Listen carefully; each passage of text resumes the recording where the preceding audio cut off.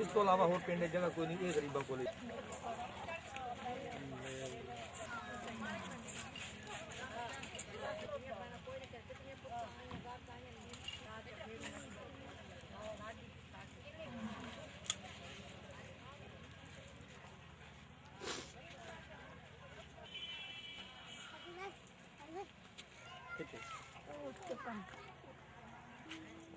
ये उतरा जगह तो बना देंगे।